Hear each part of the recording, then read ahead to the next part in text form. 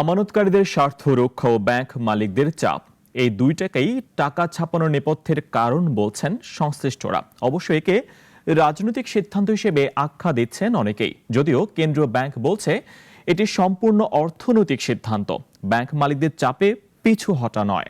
অর্থনীতিবিদরা বলছেন টাকা ছাপানোর মাধ্যমে মূল্যস্ফীতিতে ঘি ঢালা হলো, ফলে তৈরি করতে পারে রাজনৈতিক সমস্যা। বেসরকারি খাতের ন্যাশনাল ব্যাংক সহ বেশ কয়েকটি ব্যাংক তীব্র তারল্য সংকটে রয়েছে। তারা আমানতকারীদের অর্থ ফেরত দিতে ব্যর্থ হচ্ছেন। সংকটে থাকা ব্যাংকগুলোর তালিকায় ফার্স্ট সিকিউরিটি, সোশ্যাল ইসলামী এবং গ্লোবাল ব্যাংকও রয়েছে।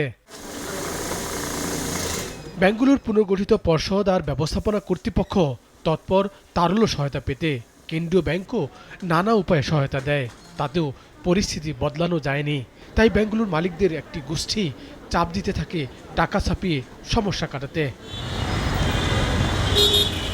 কেন্দ্রীয় ব্যাংক মূল্যস্ফীতিকে উস্কে দিবে এমন যুক্তিতে অনড় ছিল টাকা না ছাপানোর।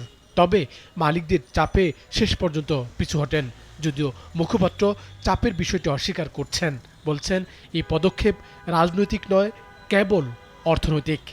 সম্পূর্ণভাবে অর্থনৈতিক সিদ্ধান্ত, রাজনৈতিক সিদ্ধান্ত বলা যাবে না, কারণ এটা হচ্ছে যে আমাদের উপর রাজনীতি থেকে চাপিয়ে দেওয়া না। এটা কেন্দ্রীয় ব্যাংক এই সংকট মোকাবেলার প্রেক্ষিতে অন্য কোনো অল্টারনেটিভ খুঁজে না পেয়ে এই পথে গিয়েছে। বাংলাদেশ ব্যাংক বলছে বাজারে টাকার সরবরাহ তারা বাড়তে দিবে না, তাই মুদ্রানীতি সংকোচনমূলকই থাকবে। একটি সময় পর বাজার থেকে তারা তুলে নেবে বাড়তি টাকা। তবে মূল্যস্ফীতি উস্কে গেলে জন অসন্তোষ থেকে অন্তর্বর্তীকালীন সরকারের উপর চাপ বাড়বে, তা বিবেচনার কথা বলছে বাংলাদেশ ব্যাংক। মূল্যস্ফীতি বাড়ালে আমাদেরকে অন্য পথে যেতে হবে, আমাদের তখন কিন্তু এটা বন্ধ করে দিতে হবে বা টাকা উঠিয়ে আনতে হবে, কারণ আমাদের মূল উদ্দেশ্য কিন্তু মূল্যস্ফীতি নিয়ন্ত্রণে রাখা। ম্যাক্রো ইকোনমিক স্ট্যাবিলিটি হচ্ছে আমাদের 1 নম্বর প্রায়োরিটি। প্রথম ধাপে 22,500 কোটি টাকা পেয়েছে 6 দুর্বল ব্যাংক। যদিও সংকটে থাকা ব্যাংকগুলো আমানতকারীদের সঙ্গে লেনদেন নিয়মিত করতে 70,000 কোটি টাকা চায়। অর্থনীতিবিদরা ব্যাংকগুলোকে নিজেদের মতো স্বাস্থ্য ঠিক করতে সতর্ক করছেন। অর্থনীতিবিদরা বলছেন ব্যাংকগুলোকে নিজেদের মতো স্বাস্থ্য ঠিক করতে হবে। This is the time.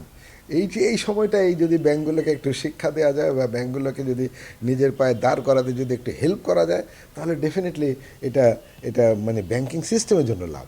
কিন্তু আমি সেই অর্থে এটাকে আমি সমর্থন করি না। তারল্য সহায়তা থেকে পাওয়া অর্থ ফের যাতে তছরূপের সুযোগ তৈরি না হয়, সেদিকে মনোযোগের বিষয়টি গুরুত্বপূর্ণ বলছেন বিশ্লেষকরা। একই সঙ্গে এটি মূল্যস্ফীতিতে ঘি ঢালবে বলে সেই সতর্কতা তাদের। তো এখনকার সিচুয়েশনটা অনেকটা ব্যাংক রানের মতো হয়ে গেছে। যাই হোক, তো প্রথম দিকে কিন্তু এই আপনার কি বলে এই দুর্বল ব্যাংকগুলোর কাছ থেকেও লোকজন টাকা পয়সা কিছু কিছু ফেরত পেয়েছে, কিন্তু যখন একসাথে এত লোক যখন টাকা ফেরত আনতে যায় তখন তো ওরা পারবে না, কারণ অলরেডি তারা তো টাকাটা এমনি মানে ক্যাশে রেখে দেয় না, তারা তো ইনভেস্টমেন্ট করে, তাই না? অবশ্য কেন্দ্রীয় ব্যাংক এবং বিশ্লেষকরা বলছে সংকট কাটাতে বিকল্প ছিল না। টাকা না ছাপালে হয়তো মূল্যস্ফীতির ঝুঁকি কমে যেত, কিন্তু অশান্ত হয়ে যেতে পারত আমানতকারীরা।